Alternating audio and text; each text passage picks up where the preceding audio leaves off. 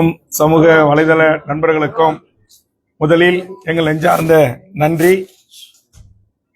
இன்றைய பத்திரிகையாளர் சந்திப்புக்கான நோக்கம், தமிழக வாழ்வுரிமை கட்சி தமிழ்நாடு அளவில் கட்சியினுடைய நிர்வாகிகளுடனும் முன்னணி தலைவர்களுடனும் கட்சியினுடைய செயற்குழு மற்றும் மாநில பொதுக்குழுக்களை கூட ஒரே இடத்தில் கூட்டினால் கூட்டம் அதிகமாக இருக்கும் என்கிற அடிப்படையில் மண்டல வாரியாக பொதுக்குழுக்களும் நடத்தப்பட்டு கட்சியினுடைய ஒட்டுமொத்த தலைவர்கள் தொண்டர்கள் அனைவர்களுடைய உணர்வு என்பது திமுக தலைமையிலான கூட்டணியில் 2019 நாடாளுமன்ற தேர்தலிலும் அடுத்து நடந்த சட்டமன்ற தேர்தலிலும் அடுத்து நடந்த நாடாளுமன்ற தேர்தலிலும் இடையில் நடந்த உள்ளாட்சி தேர்தல்களிலும் நாங்கள் கூட்டணியில் இடம்பெற்று மதச்சார்பற்ற இடதுசாரிகள் விடுதலை சிறுத்தைகள் உள்ளிட்ட மதச்சார்பற்ற சக்திகளோடு நாங்கள் கூட்டணியில் பயணித்து வந்தோம். இந்த சூழலில் இந்த சட்டமன்ற 2026 தேர்தலுக்கான கூட்டணி பேச்சுவார்த்தைக்கு திமுகவால் அழைக்கப்பட்டு கட்சியின் முன்னணி தலைவர்கள் அண்ணா அறிவாலயத்தில் முதல்கட்ட பேச்சுவார்த்தையில் ஈடுபட்டோம். அப்போது திமுகவின் பேச்சுவார்த்தை குழு தமிழக வாழ்வுரிமை கட்சிக்கு இந்த தேர்தலில் ஒரு இடத்தை ஒதுக்குவதாக அறிவித்தார்கள். நாங்கள் அப்போது ஒரு இடத்தை நாங்கள் ஏற்றுக்கொள்ள முடியாது என்றும் எங்களுக்கு கூடுதலான இடங்களை ஒதுக்க வேண்டும் என்றும் அதற்கும் அடுத்தபடியாக இடங்களை ஒதுக்குவதில் முன்பின் இருந்தாலும் தமிழக வாழ்வுரிமை கட்சிக்கென்று ஒரு கொள்கை, கோட்பாடு, லட்சியம், ஒரு அறம் சார்ந்த அரசியலை நாங்கள் மேற்கொண்டு வருகிறோம். அதனால் தமிழ்நாட்டில் வாழ்கின்ற கோடிக்கணக்கான தமிழ் மக்களின் உணர்வுகளும் தமிழ்நாட்டின் படித்த இளைஞர்களுடைய வேண்டுகோளும் உலகம் முழுவதும் வாழ்கின்ற புலம்பெயர்ந்த எமது ஈழ உறவுகளின் வேண்டுகோளையும் உள்ளடக்கி விவசாயிகள், மாணவர்கள், மீனவர்கள், தாய்மார்கள், பல்வேறு தரப்புகளின் கண்ணீரை துடைக்கின்ற கோரிக்கைகளான ஒரு 10 அம்ச கோரிக்கைகளை முன்வைத்து பேச்சுவார்த்தை குழுவுடன் வழங்கி எங்களில் இடங்களில் கூட எங்களுக்கு பிரச்சனை இல்லை, இந்த கோரிக்கைகளை உடனடியாக நிறைவேற்றி தருவதற்கு மாண்புமிகு தமிழ்நாடு முதலமைச்சர் அவர்கள் ஆவணை செய்ய வேண்டும் என்று நான் வலியுறுத்தியிருந்தேன். அதே கோரிக்கைகளை பல ஆண்டுகளாக தமிழக சட்டமன்றத்தில் நான் வலியுறுத்தி பேசியிருந்தேன். கவன ஈர்ப்பு, ஒத்திவைப்பு தீர்மானங்கள், நேரமில்லா நேரத்தில் அரசின் கவனத்தை ஈர்ப்பது போன்ற நடவடிக்கைகளில் ஈடுபட்டு அந்த கோரிக்கைகளுக்கான அழுத்தம் தருகின்ற வகையில் சென்னை சட்டமன்ற வளாகத்திற்கு வெளியே வந்து எனது அருமை பத்திரிகை ஊடக நண்பர்களின் சார்பாகவும் மாண்புமிகு முதலமைச்சருக்கும் தமிழக அரசுக்கும் நான் வேண்டுகோள் முன்வைத்தேன். ஆனால் தமிழ்நாடு அரசு, திராவிட முன்னேற்ற கழக தலைமையிலான திமுக அரசு அந்த கோரிக்கைகளை குறித்து அவர்கள் சிறிதளவும் அவர்கள் பொருள்படுத்தவில்லை. அவர்களை பொறுத்தவரையில் காங்கிரஸ், கம்யூனிஸ்டுகள், விடுதலை சிறுத்தைகள், மறுமலர்ச்சி திமுக உள்ளிட்ட அரசியல் கட்சிகளை எங்களோடு எந்தவித கோரிக்கையும் வைக்காமல் தொகுதி உடன்பாடோடு கூட்டணி அமைகின்ற போது நீங்கள் ஒரு சட்டமன்ற உறுப்பினராக இருந்து கொண்டு இப்படி கோரிக்கைகளை எல்லாம் கொடுப்பது, இதையெல்லாம் நிறைவேற்றி தாருங்கள் என்று சொல்வது, இது எல்லாம் சரியாக படவில்லை என்கிற தோணியில்தான் அவர்களுடைய அணுகுமுறை இருந்தது. என்னை பொறுத்தவரையில் தமிழ்நாட்டில் இதுபோன்ற தேர்தல் காலங்களில் அரசியல் கட்சிகள் தமக்கு வாக்களித்து வெற்றி பெற செய்கின்ற அந்த மக்களுக்கு ஏதாவது ஒரு நன்மை பயக்கக்கூடிய வகையில் செயல் திட்டங்களை நாம் கூட்டணி தலைமையாக ஏற்றுக்கொண்டிருக்கின்ற அரசியல் கட்சியிடம் வலியுறுத்தி அதை நடைமுறைப்படுத்துகின்ற போதுதான் அந்த மக்களுக்கு பயனளிக்கும். குறிப்பாக நான் இருக்கின்ற நெய்வேலி பகுதியில் வீடு, நிலங்கள், கோயில், சர்ச்சுகள், மசூதிகளை இடித்து மக்களை முழுவதுமாக அங்கொன்றும் இங்கொன்றுமாக சிதறவிட்டு நிலங்களை கையகப்படுத்தி ஒன்றிய அரசு நிலக்கரியை வெட்டி எடுப்பதற்கு மாநில அரசு துணையாக நிற்பது, பரந்தூர் விமான நிலையத்துடைய நீர்நிலைகளை அழித்து விவசாய மக்களை, அந்த பகுதியினுடைய பூர்வீக குடிகளை அகதிகளாக ஆக்குவது, அம்பானி அதானியினுடைய துறைமுகத்துக்கு பல லட்சக்கணக்கான கடல் மைல் தூரத்தை நீண்ட நாள் குத்தகைக்கு விடுவது, அதுபோன்று பல்வேறு ஹைட்ரோ கார்பன், மீத்தே, ONGCக்கு அனுமதி, அதுமாதிரி டங்ஸ்டனுக்கு அனுமதி, அதுபோன்று தொழிலாளர் விரோத சட்டத்திற்கு அனுமதி, அதுபோன்று தனியார் பல்கலைக்கழகங்கள் லாபம் ஈட்டுவதற்கு, கல்விக் கொள்ளை அடிப்பதற்கு சட்டங்களை திருத்துவது, இது அத்தனையிலும் ஒற்றை ஆளாக இருந்து கடந்த 5 ஆண்டுகளாக சட்டமன்றத்தில் நான் போராடி இருக்கிறேன். அதை எனது அருமை பத்திரிகை ஊடக நண்பர்கள் அறிவார்கள். என் தமிழ் சமூகத்திற்கு நான் குரல் கொடுப்பது அங்கிருக்கின்ற மூத்த அதிகாரி பெருமக்களுக்கு ஏற்புடையதாக இல்லை. அவர்கள் தொடர்ந்து வேல்முருகன் திமுக அரசுக்கு, இந்த அரசுக்கு மிகப்பெரிய ஒரு குடைச்சலாக இருக்கிறார் என்கிற தகவலை அவ்வப்போது முதலமைச்சருக்கும் அமைச்சர் பெருமக்களுக்கும் அவர்கள் சொல்லிக்கொண்டே இருந்தார்கள். ஒரு மக்களால் தேர்ந்தெடுக்கப்பட்ட ஒரு அரசு, முதலமைச்சர், அமைச்சரவை இந்த நாட்டை ஆள வேண்டும். அப்போதுதான் அவர்கள் தேர்தலுக்கு தேர்தல் மக்களை சந்தித்து வாக்கு கேட்கின்ற போது அந்த மக்களுடைய உணர்வுகளுக்கு மதிப்பளித்து திட்டங்களை தீட்ட முடியும், மக்கள் உணர்வுகளுக்கு மதிப்பளித்து சட்டங்களை இயற்ற முடியும். ஆனால் திமுக அரசை பொறுத்தவரையில் ஒரு குறிப்பிட்ட விரல் விட்டு எண்ணக்கூடிய அதிகாரிகளின் ஆட்சிதான் தமிழ்நாட்டில் இந்த நிமிடம் வரையிலும் கூட நடந்தேறி வருகிறது என்று நான் பலமுறை பகிரங்கமாக குற்றம் சாட்டியிருக்கிறேன். சட்டமன்றத்திலே ஆட்சி மாறி இருக்கிறது, காட்சி மாறவில்லை என்று நான் குற்றம் சாட்டியிருக்கிறேன். சில அதிகாரிகள் செய்கின்ற தவறுகளை சுட்டிக்காட்டி பேசியிருக்கிறேன்.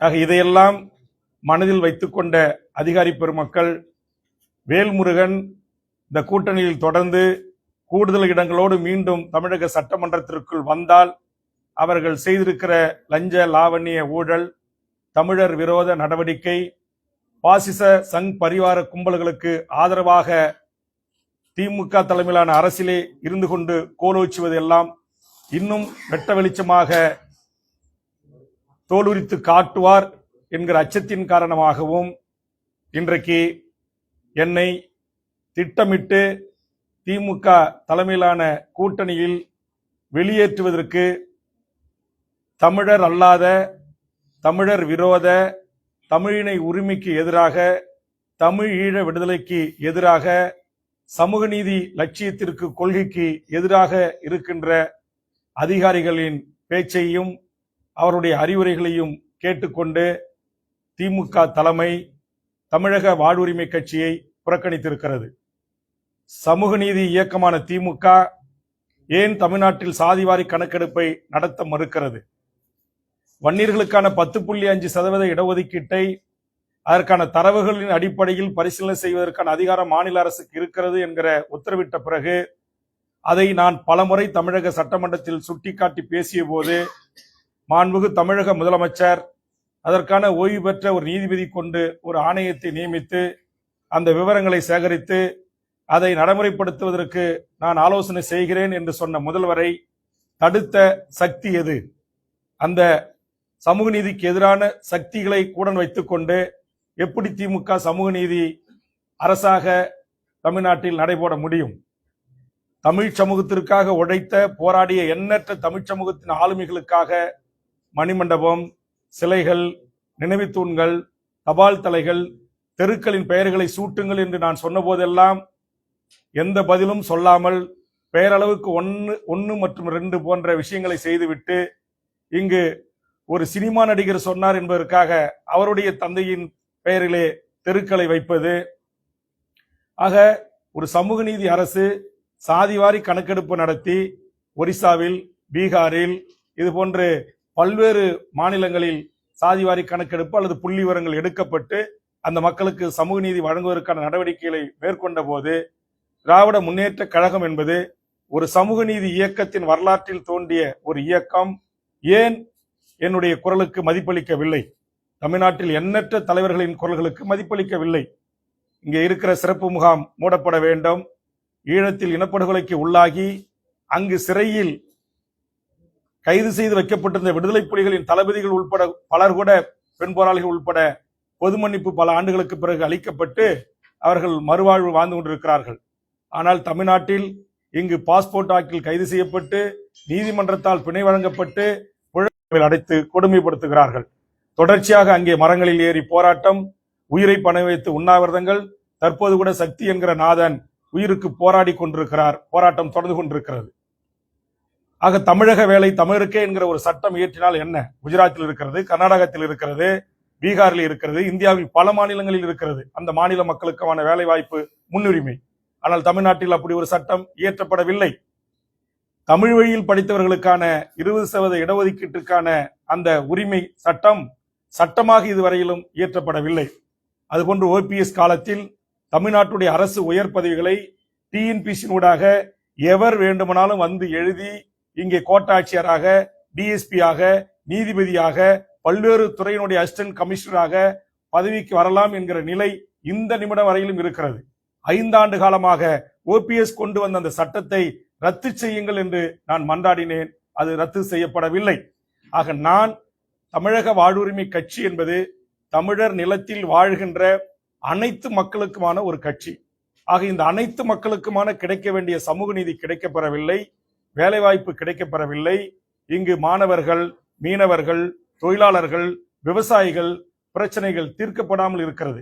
ஆக இதையெல்லாம் நான் சுட்டிக்காட்டி முதலமைச்சருடைய கவனத்திற்கு எடுத்து சென்று அதை தீர்ப்பதற்கு முயற்சி எடுக்கின்ற போது அதற்கு முட்டுக்கட்டையாக இருக்கிற கார்ப்பரேட் பெரும் முதலாளிக்கு ஆதரவாக இருக்கின்ற சக்திகள் இன்றைக்கு முதலமைச்சரை சுயமாக சிந்தித்து முடிவெடுப்பதற்கு அனுமதிக்க மறுத்து இங்கு அதிகாரிகள் ஆட்சி கொட்டமடித்துக் கொண்டிருக்கிறார்கள் என்று நான் சொன்ன குற்றத்திற்காகவே இன்றைக்கு அரசியல் ரீதியாக கூட தேர்தல் களத்திலும் அவர்கள் இதிலே தலையிட்டு இன்றைக்கு குழப்பங்களை விளைவித்துக் கொண்டிருக்கிறார்கள். எனக்கு அதை பற்றி கவலை இல்லை. திமுக தலைமையிலான இந்த கூட்டணியில் இந்த இத்தனை ஆண்டு காலம் இருந்தேன். 5 ஆண்டு காலம் திமுகவின் சார்பாக உதயசூரியன் சின்னத்தில் போட்டியிட்டு வெற்றி பெற்று நான் ஒட்டுமொத்த தமிழக மக்களுக்கான குரலாக எனது குரல் ஒலித்திருக்கிறது. அதற்கான வாய்ப்பை வழங்கிய தமிழ்நாடு முதலமைச்சர் அவர்களுக்கும், அதுபோன்று தோழமையுடனும் கூட்டணியுடனும் நட்பு சக்தியாக என்னோடு கைகோர்த்து தமிழர் வாழ்வுரிமை கூட்டமைப்பில் பல போராட்டங்களில் பங்கெடுத்து இந்த நிமிடம் வரையிலும் இந்த கூட்டணியில் தொடர வேண்டும் என்று என் மீது வைத்திருக்கிற மாறாத அன்பின் காரணமாக, பற்றின் காரணமாக உங்களை சந்திக்கின்ற இந்த துளி இந்த நிமிடம் வரையிலும் தொடர்பு கொண்டு எனக்கு ஆறுதல் சொல்லி எனக்கு பேசிய தலைவர்களான அண்ணன் திருமாவளவன், சிபிஎம்னுடைய தலைவர் வீரபாண்டியன், சிபிஎம்னுடைய தலைவர் பாலகிருஷ்ணன், சிபிஎம்னுடைய திரு சண்முகம், மறுமலர்ச்சி திமுகவினுடைய வைகோ, பேராசிரியர் ஜவஹர்லா, திரு ஈஸ்வரன் போன்ற அனைத்து தலைவர்களுக்கும் என் நெஞ்சார்ந்த நன்றியை நான் தெரிவித்துக் கொள்கிறேன். தமிழர் வாழ்வுரிமை கூட்டமைப்பில் உலக தமிழர்களின் வாழ்வுரிமைக்காகவும், ஈழ இன பிரச்சனைகளை குறித்தும், தமிழ் சமூகத்தின் வாழ்வுரிமைக்காகவும் என்னால் தலைமை ஒருங்கிணைப்பாளர் நடத்தப்படுகின்ற தமிழர் வாழ்வுரிமை கூட்டமைப்பில் தொடர்ந்து நாம் பயணிப்போம் என்று எனக்கு தெரிவித்திருக்கிறார்கள்.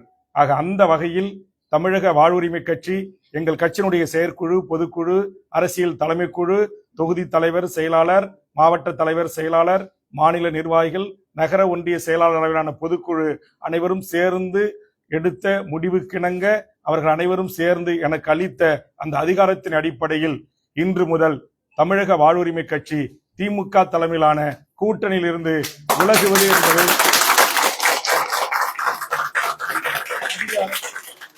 அதிகாரப்பூர்வமாக அறிவிக்கிறேன். இதற்கு பிறகு தமிழக வாழ்வுரிமை கட்சி முக்கிய தலைவர்களோடு கலந்து ஆலோசனை செய்து, இப்போது கூட நீங்கள் பார்த்திருக்கலாம், அலுவலகத்தில் சுமார் 25க்கும் மேற்பட்ட பல்வேறு தமிழ் தேசிய அமைப்புகள், பெரியாரி இயக்கங்கள், ஒடுக்கப்பட்ட விளிம்பு நிலை மக்களுக்காக போராடுகின்ற அமைப்பினுடைய தலைவர்கள் என்னை சந்திக்க வருகின்றிருக்கிறார்கள். அதனால் அவர்களோடு கலந்து பேசி, இன்னும் தமிழ்நாட்டில் இருக்கிற பல்வேறு அரசியல் கட்சி தலைமைகளோடு கலந்து பேசி, நான் வைத்திருக்கிற பிரதான இந்த 10 கோரிக்கையை ஏற்றுக்கொள்கின்ற, இந்த 10 கோரிக்கைக்காக என்னோடு போராட்ட களத்திற்கு களமாட வருகின்ற அமைப்புகளை, அரசியல் கட்சிகளோடும் கலந்து பேசி, நாங்கள் இந்த 2026 தேர்தலை எதிர்கொள்வதை குறித்து பத்திரிகை ஊடக நண்பர்களை அழைத்து அதிகாரப்பூர்வமாக நான் அறிவிப்பு செய்ய இருக்கிறேன். எனதருமை பத்திரிகை ஊடக நண்பர்களுக்கு ஒரு அன்பான வேண்டுகோள். எங்கள் கட்சியை பொறுத்தவரையில் இது தமிழ்நாடு விடுதலைப்படை, மாவோயிஸ்ட் இயக்கங்கள், தமிழ்நாடு மீட்சிப்படை போன்ற பல்வேறு தமிழ் தேசிய அரசியல் ஆளுமைகளை கொண்ட ஒரு அரசியல் தலைமை குழுவாக, அரசியல் முக்கிய நிர்வாகிகளை கொண்ட ஒரு கட்சியாக நடைபெற்று வருகிறது. தனித்து நான் எந்த முடிவும் எடுக்க முடியாது. சில பத்திரிகை நண்பர்கள் என்னை நேர்காணல் காணுவதற்கு வருகை தந்த போது நான் ஒரு 24 மணி நேரம் பொறுத்துக் கொள்ளுங்கள், நாளை பத்திரிகையாளர்களை அதிகாரப்பூர்வமாக சந்திக்கிறேன் என்று சொன்னேன். உடனே 24 மணி நேரம் கெடு என்று ஒரு செய்தியை போடுகிறீர்கள். திமுக இந்த நிமிடம் வரையிலும் மூத்த தலைவர்கள் என்னோடு பேசிக்கொண்டுதான் இருக்கிறார்கள். ஆனால் காத்திருந்த வேல்முருகன் என்று என்னுடைய சுயமரியாதைக்கும் தன்மானத்திற்கும் நீங்கள் இழுக்கு ஏற்படுத்துவது போல் உங்கள் பரபரப்புக்கு பிரேக்கிங் நியூஸ் போடுகிறீர்கள். அப்படி இல்ல, வேல்முருகன் பண்ணுகிற நேர்மையான அரசியல், எனது அரசியல் பொதுவாழ்வு என்பது சுமார் 40 ஆண்டு காலத்திற்கு மேல் 6 முறை தேர்தலை சந்தித்திருக்கிறேன். தலைவர் கலைஞர், மறைந்த அம்மையார் ஜெயலலிதா, எடப்பாடி, OPS, மருத்துவர் ராமதாஸ் ஐயா என்று பல்வேறு தமிழ் சமூகத்தின் மிகப்பெரிய ஆளுமைகளோடு நான் ஒன்றாக பழகி அவர்களோடு அரசியலிலே பணியாற்றியிருக்கிறேன், அனுபவங்களை பெற்றிருக்கிறேன். அதனால் தயவு செய்து அதிகாரப்பூர்வமாக நாங்கள் அறிவிக்கின்ற அந்த செய்திகளை மட்டும் நீங்கள் வெளியிட வேண்டும் என்பது என்னுடைய தாழ்மையான வேண்டுகோள். உடனே சொல்றீங்க அதிமுக 3 இடங்கள் தருகிறது, வேல்முருகன் அதிமுகவோடு போகிறார், விஜயுடன் பேச்சுவார்த்தை நடத்தி கொண்டிருக்கிறார். எங்கள் கட்சியை பொறுத்தவரையில் எந்த ஒரு முடிவாக இருந்தாலும் ஒரு முறைக்கு 2 முறை 3 முறை அனைத்து நிலை பொறுப்பாளர்கள் வரையிலும் அவர்களை அழைத்து கருத்து கேட்டு பேசி அதற்கு பிறகுதான், ஒத்த கருத்து ஏற்பட்ட பிறகுதான் நாங்கள் இந்த முடிவை அறிவிப்போம். இது கூட கடந்த 15 நாட்களாக தமிழ்நாடு முழுவதும் பயணம் சென்று நகர செயலாளர், ஒன்றிய செயலாளர் அளவில், தொகுதி தலைவர் செயலாளர் அளவில், மாவட்ட தலைவர் செயலாளர் அளவில், மண்டல பொறுப்பாளர்கள் அளவில், ஒரு ஒருங்கிணைந்த மாவட்டத்திற்கான கட்சியினுடைய அரசியல் பொறுப்பாளர்கள், கட்சியினுடைய தலைமை பொறுப்பாளர்கள், மண்டல நிர்வாகிகளோடு, அதற்கு பிறகு மாநில அணி நிர்வாகிகளோடு கலந்து பேசி, அதற்கு பிறகு மாநில கட்சியினுடைய தலைமை குழு கூடி முடிவெடுத்து அவர்கள் சொன்ன இத்தனை படிநிலையிலிருந்து எனக்கு கொடுக்கப்பட்ட அதிகாரத்தின் அடிப்படையில் தான் இந்த அறிவிப்பை நான் வெளியிடுகிறேன். அதனால் தயவு செய்து தமிழ்நாட்டில் இருக்கிற பல அரசியல் கட்சிகள் போது 10ஓடு அத்தோடு இது ஒன்று என்பது போல என்னை ஒப்பிட்டு சமூக, குறிப்பா நீங்க இங்க இருக்கிற மெயின் ஸ்ட்ரீம் மீடியாக்கள் என்று சொல்லக்கூடிய பத்திரிகைகள் கொஞ்சம் அதில் கவனம் செலுத்துங்க. சில யூடியூபர்ஸ், அவங்களுக்கு என்ன தர்மம் நீதி அதெல்லாம் எதுவும் அவங்க கிட்டலாம் இருக்காது, ஒரு சில பேர்கிட்ட அதெல்லாம் இருக்காது. அவங்க எல்லாம் யாராருக்காக இயங்குறாங்க, யாராருக்காக பேசுறாங்க என்பதையெல்லாம் நீங்கள் அறிவீர்கள். அதனால தயவு செய்து என்கிட்ட நீங்க வந்து இந்த மாதிரி நான் அதிகாரப்பூர்வமா அறிவிச்சு உங்களை அழைத்து சொல்லுகின்ற போது அந்த செய்தியை நீங்க கொண்டு போங்க. என்னுடைய இந்த 5 ஆண்டு கால சட்டமன்ற பணி என்பதும், கடந்த காலத்தில் 10 ஆண்டு காலம் சட்டமன்ற பணி என்பதும் இந்த மக்களுக்கானதா தான் இருந்திருக்கு. அதனால நான், இந்த மக்கள் தான் எங்களுக்கு எஜமானர்கள். ஆக நான் சமரசமற்று திமுக தலைமையிலான கூட்டணியில் எந்த கொள்கை வழி நின்று எந்த ஒரு குறைந்தபட்ச செயல் திட்டத்தின் அடிப்படையில் நான் ஆதரவு அளித்து அவர்களோடு இருந்தேன். அப்ப அந்த குறைந்தபட்ச செயல் திட்டத்தில் 1, 2 நிறைவேற்றிவிட்டு மீதும் பெரும்பான்மையான கோரிக்கைகள் நிறைவேற்றப்படாது இருக்கின்ற போது அதை நிறைவேற்றி தாருங்கள், எங்களுக்கு இடங்கள் கூட பெரிதில்லை என்று நான் சொல்லுகின்ற போது, நீங்கள் ஒரு சிறிய கட்சி, நீங்கள் என்ன எங்கள் பெரிய கட்சியை பார்த்து டிமாண்ட் வைப்பது என்கிற பெரியண்ணன் பாணியில் திமுக எங்களை கையாள்வதை எங்களால் ஏற்றுக்கொள்ள முடியாது. மற்றபடி நாங்கள் மதச்சார்பற்ற அணியில் இருக்கிறோம், திமுக தலைமையில கூட்டணியில் இருந்தோம், இடதுசாரி சக்திகளோடு, விடுதலை சிறுத்தைகளோடு, ஒடுக்கப்பட்ட மக்களுக்கு போராடுகின்ற தலைவர்களோடு நாங்கள் கைகோர்த்து பயணித்தோம். ஆனால் அவர்கள் எல்லாம் கேட்கவில்லை. நீ யார் இதையெல்லாம் சொல்வது, நீ யார் எங்களுக்கு டிமாண்ட் வைப்பது என்கிற அந்த தோணியில் பேசுகின்ற அந்த பேச்சை ஒரு இந்திய ஒன்றியத்திடமிருந்து ஒரு காலத்தில் தனிநாடு கேட்ட போராளி இயக்கத்திலிருந்து உருவான வேல்முருகன் மற்ற தலைவர்களோடு என்னை ஒப்பிட்டு நீங்கள் தயவு செய்து இடம் போடக்கூடாது என்பதுதான். உங்களுக்கே தெரியும், சட்டமன்றத்தில் கடந்த முறை நான் பேசினேன், தமிழீழ தேசிய தலைவரை நினைவு கூர்ந்து பேசினேன், தமிழ்நாடு விடுதலைப்படை தலைவர் தமிழரசனை நினைவு கூர்ந்து பேசினேன், புலவர் கலிபெருமாள் அவர்களை நினைவு கூர்ந்து பேசினேன், மாவீரன் வீரப்பனார் அவர்களுக்காக ஒரு நினைவில்லம் ஏற்படுத்தி தர வேண்டும் என்று கவன ஈர்ப்பு திறந்த முதலமைச்சரிடையே நான் வலியுறுத்தினேன். ஆக இது எல்லாம் எதை காட்டுகிறது என்று சொன்னால், எனக்கு பதவியோ பணமோ வேற எதுவுமே எனக்கு தேவையில்லை. நான் ஓட்டு அரசியல் இருந்து கூட விலகி, நான் என் கட்சி இல்லை, நான் தனிப்பட்ட வேல்முருகனாகிய நான் ஓட்டு அரசியல் இருந்து கூட விலகி, நான் இந்த மண்ணுக்கும் மக்களுக்கும் மொழிக்கும் இனத்திற்குமாக மண்டியிடாமல் மானத்தோடு போராடி மடிவதற்கு தயாராக அர்ப்பணித்துக் கொண்டு பொது வாழ்வுக்கு வந்தவன் வேல்முருகன். ஆனால் தயவு செய்து இளைய புதிய வருகையாக வந்திருக்கிற, நான் பார்த்து பரிசு வாங்கி பரிசு கொடுத்த என் பகுதியை சேர்ந்த பத்திரிகையாளர் கூட சில பேர் இன்னைக்கு இருக்கிறாங்க. ஆக அவங்கெல்லாம் வந்து என்னுடைய கடந்த கால வாழ்வு, வரலாறு, என்னுடைய தியாகம், என்னுடைய அர்ப்பணிப்பு, இதை குறித்து கிஞ்சித்தும் ஒரு சீர்தூக்கி பார்க்காமல் உடனே வேல்முருகன் இங்கிலாந்து அங்க போயிடுவாரு, அங்கிலாந்து எங்க போயிடுவாரு, உடனே சசிகலா தலைமையில கூட்டணியில் இடம் பெற்றுவாரு. இப்படி எல்லாம் போட்டு எங்களுடைய இந்த போர்க்குணம் கொண்ட ஒரு போராட்டம் கொண்ட ஒரு சமூக நீதி தளத்தில் சாதி மத சண்டைகள் இல்லாத ஒரு தமிழர் வாழ்வுரிமைக்கான, இந்த தமிழர் நிலத்தில் வாழ்கின்ற மொழிவழி சிறுபான்மையர்களின் வாழ்வுரிமைக்காகவும் உலக தமிழர்களின் வாழ்வுரிமைக்காகவும் போராடுகிற ஒருவனை தயவு செய்து நீங்கள் புரிந்து கொண்டு எங்கள் உணர்வுகளுக்கும் உணர்ச்சிகளுக்கும் மதிப்பளித்து செய்தி வெளியிட வேண்டுமே தவிர பரபரப்புக்கான செய்திகளை வெளியிட வேண்டாம் என்று உங்கள் அனைவரையும் இதன் மூலம் இருகரம் கூப்பி கேட்கிறேன். ஒட்டுமொத்த தமிழ்நாட்டு மக்களை நம்பி நாங்கள் இந்த முடிவை எடுத்திருக்கிறோம். எந்த ஒரு பிரிவு ஒரு அரசியல் கட்சி எங்களை அழைக்கும், எங்களுக்கு கூடுதல் இடம் கொடுக்கும், கூட்டத்தில் எங்களை சேர்த்துக்கொள்ளும் அப்படின்லாம் எங்களோட நோக்கமே இல்லை. இந்த நாட்டை மதத்தின் பெயரால் பிளவுபடுத்துற, மதத்தின் பெயரால் மக்களை கூறு போடுகின்ற பாரதிய ஜனதா என்கிற அந்த என்டிஏ தலைமையிலான கூட்டணியில் தமிழக வாழ்வுரிமை கட்சி இடம்பெறாது என்பதை அதிகாரப்பூர்வமாக நான் அறிவிக்கிறேன். அதனால நீங்க உடனே சீட்டுக்காக வேல்முருகன் பிஜேபியோட கூட்டணிக்கு போயிடுவாரு, அங்க போயிடுவாரு, இங்க போயிடுவாரு, அதெல்லாம் கிடையவே கிடையாது. நாங்கள் எங்கள் கட்சி கூடி நாங்கள் இங்க வந்து வருகை தந்திருக்கிற ஆதரவு தெரிவித்திருக்கிற அரசியல் கட்சிகள் அமைப்புகளோடு கலந்து பேசி எத்தனை தொகுதிகளில் போட்டியிடுகிறோம், யாரோடு கூட்டணி வைத்து போட்டியிடுகிறோம், அல்லது யாரோடு தொகுதி உடன்பாடு மட்டும், தேர்தலுக்கு மட்டுமே தொகுதி உடன்பாடு, தேர்தல் முடிந்தவுடன் அது அவர்களோட எந்த ஒட்டு உறவும் இல்லை, எங்களுக்கென்று கொள்கையை முன்னிறுத்தி தேர்தல் பாதையை முடித்துக்கொண்டு மக்களுக்கான அரசியல் பாதையை பயணிப்பதை எல்லாம் குறித்து நாங்கள் விவாதித்து முடிவெடுத்து அறிவிக்க இருக்கிறோம். அதனால தயவு செய்து நாங்க சொல்ற அதிகாரப்பூர்வமா அறிவிக்கிற செய்தியை மட்டும் நீங்க வெளியிட்டு உதவணும். எங்களுக்கு தமிழ் சமூகத்தில் இருக்கிற அந்த நல்ல பெயரை தயவு செய்து ஒரு சில பேச்சுவார்த்தைக்கெல்லாம் சுதந்திரம் இருக்கு, அதெல்லாம் போன உடனே வந்து வரவேற்று உள்ள கூட்டு போய் பிஸ்கட்டு காஃபி வடை எல்லாம் கொடுப்பாங்க, மரியாதையோட நடத்துவாங்க, போகும்போது கார் வரைக்கும் வந்து வழி அனுப்பிச்சு அனுப்புவாங்க. அதெல்லாம் அது சுயமரியாதை இயக்கம். நான் ஒரு சுயமரியாதை இயக்கத்திலிருந்து வளர்ந்து வந்தவன் தான். அதனால அதுலாம் எந்த பங்கமும் கிடையாது. அது எதுல சொல்றாருன்னா, இந்த 10 அம்ச கோரிக்கையை கொடுத்து இது ஒரு டிமாண்டாக இதை நிறைவேற்றுங்கள், எனக்கு இடம் கூட தேவையில்லை என்று நான் சொன்ன போது எந்த கட்சியும் சொல்லாத ஒரு புதிய ஒரு அஜெண்டாவை, புதிய ஒரு செயல் திட்டத்தை வேல்முருகன் கொடுப்பதில் அது அவர்களால் ஏற்றுக்கொள்ள முடியவில்லை. அது திமுக பேச்சுவார்த்தை குழு வந்து இல்ல, அது வந்து திமுக பேச்சுவார்த்தை குழு கிட்ட நான் இந்த கோரிக்கைகளை கையளிச்சேன். அதை குறித்து இந்த நிமிடம் வரையிலும் அதுல எதில் நாங்க ஒரு சரி 10 கொடுத்தீங்க வேல்முருகன், நாங்க ஒரு 5 நிறைவேற்றி தரோம், நீங்க வாங்க அப்படின்னு எங்களுக்கு அதிகாரப்பூர்வமான எந்த அழைப்பும் வரல. அந்த டிமாண்ட் கொடுத்ததே அவர்கள் வந்து நீங்களாம் டிமாண்ட் கொடுக்கிற அளவுக்கு அப்படின்ற அந்த தோணி இருக்குல்ல, அதைத்தான் நான் பெரிய மனப்பான்மை. ஒரு ஒருத்தர் 10.5% திமுக ஆட்சிக்கு வந்த டே 1ல இருந்து என்னுடைய சட்டமன்ற குறிப்புகளை படித்து பார்த்து தெரிந்து கொள்ளலாம் பத்திரிகை நண்பர்கள். அதை உடனடியாக நடைமுறைப்படுத்த வேண்டும் என்று தொடர்ந்து நான் வலியுறுத்திய பிறகுதான், நானு பாட்டாளி மக்கள் கட்சி சார்பாக திரு ஜி கே மணி போன்றவர்கள் வலியுறுத்திய பிறகுதான் அதற்கான ஒரு ஆணையம் அமைக்கப்பட்டது. ஆனா அந்த ஆணையம் இதுவரைக்கும் கால நீட்டிப்பு தான் கொடுத்துட்டு இருக்காங்களே தவிர உச்சநீதிமன்றம் சொன்ன இந்த டேட்டாஸ், இந்த தரவுகளை குறித்து எடுப்பதற்கு எல்லளவும் முனை அளவும் அவர்கள் முயற்சி எடுக்கவில்லை.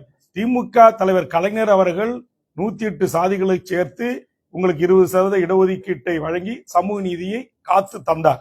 மறைந்த அம்மையார் ஜெயலலிதா அவர்கள் 69% இடஒதுக்கீட்டு வழங்கக்கூடாது என்று வந்தபோது இங்கிருந்து டெல்லிக்கு சென்று அங்கேயே தங்கி நாடாளுமன்றத்தின் மக்களவையிலும் மாநிலவையிலும் அதை பாதுகாப்பதற்கான சட்டம் இயற்றி சமூக நீதி காத்த வீராங்கனை என்று இன்றைய திகாவினுடைய தலைவர் வீரமணி அவர்களால் அழைத்து பாராட்டப்பட்டு அந்த விருதும் வழங்கப்பட்டது, அந்த பட்டம் சூட்டப்பட்டது. ஆனால் அதே சமூக நீதி வழி வந்த திமுக தலைவர் வந்த பெரியார் அண்ணா கலைஞர் வழி வந்த திமுகவினுடைய தலைவர் மாண்புமிகு அண்ணன் தளபதி ஸ்டாலின் அவர்கள் ஏன் இந்த சமூக நீதி வழங்குவதில் அவர் சுணக்கம் காட்டுகிறார்? ஏன் அந்த ஆணையத்தை கிடப்பில் போட்டார்? ஏன் இந்த 10.5% வன்னியர்களுக்கு தருவதற்கு முன்வரவில்லை? எடப்பாடி தலைமையிலான ஒரு அவசர கதியில் இயற்றப்பட்ட ஒரு சட்டமாக அது இருக்கிறது.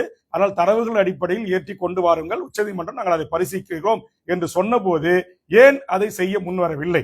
அப்ப ஏன் வரல நான் கேள்வி கேட்ட போதுதான் அவர் எழுந்து சொன்னார், நாங்க இதை நடைமுறைப்படுத்த பரிசீலிக்கிறோம். அதே மாதிரி அதுக்கு பிறகு தனிப்பட்ட முறையில் சந்திச்சு போய் சொன்ன போதும் அவையில அவர் வந்து என்ன சொன்னாரு, நாங்க வந்து இதற்கான நடவடிக்கை மேற்கொள்றோம் அப்படின்னாரு. ஆனா மேற்கொள்ளல. சரி 10.5% கொடுத்தா அது ஒரு வன்னி இருக்கின்ற ஒரு சாதிக்கு மட்டும் கொடுத்ததால திமுகவுக்கு வாக்கு கிடைக்காது அப்படின்னு கருதினால் நான் சொன்னேன், மாண்புமிகு முதலமைச்சர் அவர்களே, அப்ப நீங்க சாதிவாரி கணக்கெடுப்பு நடத்துங்க. சாதிவாரி கணக்கெடுப்பு நடத்தி தமிழ்நாட்டில் இருக்கிற அனைத்து மக்களுக்கும் அவரவர்களின் எண்ணிக்கைக்கு ஏற்றவாறு கல்வி வேலைவாய்ப்பு உரிமையை வழங்குங்கன்னு சொன்னேன். அப்ப அதை வழங்க முன் வராதனுடைய அடிப்படை காரணம் என்ன? மத்திய அரசு தான் நீங்க வந்து மக்கள் விரோத அரசு, சமூக நீதிக்கு எதிரான அரசு, அது ஒரு பாசிச அரசு, அது சங்கி அரசு, அது ஜாதிவாரி கணக்கெடுப்பு நடத்தாது அப்படின்னு நீங்களே பல கட்டத்துல சொல்லியிருக்கீங்க. திமுகவுடைய எல்லா தலைவர்களும் அப்படி பேசியிருக்கிறீங்க. அப்புறம் இப்ப வந்து நான் சட்டமன்றத்தில் அப்படி கேள்வி எடுக்க போது இந்த அதிகாரம் ஒன்றிய அரசுக்கு தான் இருக்கு, ஒன்றிய அரசு தான் ஜாதிவாரி கணக்கெடுப்பு நடத்தணும் அப்படின்னு சொல்வதிலிருந்து நீங்கள் தமிழ்நாட்டில் இங்க இருக்கிற விளிம்பு நிலை மக்களுக்கு, ஒடுக்கப்பட்ட, பிற்படுத்தப்பட்ட, தாழ்த்தப்பட்ட, வஞ்சிக்கப்பட்ட மக்களுக்கான அரசியல் அதிகாரத்தையும் வேலைவாய்ப்பு உரிமையும் நீங்கள் தருவதற்கு முன்வர தயங்குகிறீர்கள். அந்த தயக்கத்திற்கு காரணம் உங்களை இயக்குகின்ற உயர்சாதி RSS சித்தாந்தம் கொண்ட அதிகாரிகள் என்று நான் பகிரங்கமாக குற்றம் சாட்டுகிறேன். திமுகவினுடைய தலைவராக இருக்கிற கருணாநிதி அவருடைய கலைஞருடைய மகன் திரு ஸ்டாலின் அவர்கள் சமூக நீதி வந்த திராவிட இயக்கத்தினுடைய தலைவர் தானே. நீங்க துணிஞ்சில முடிவெடுத்து நடைமுறைப்படுத்தணும். ஏன் அது எந்த சக்தி உங்களை தடுத்தது? அதுக்கு எனக்கு பதில் சொல்லுங்க.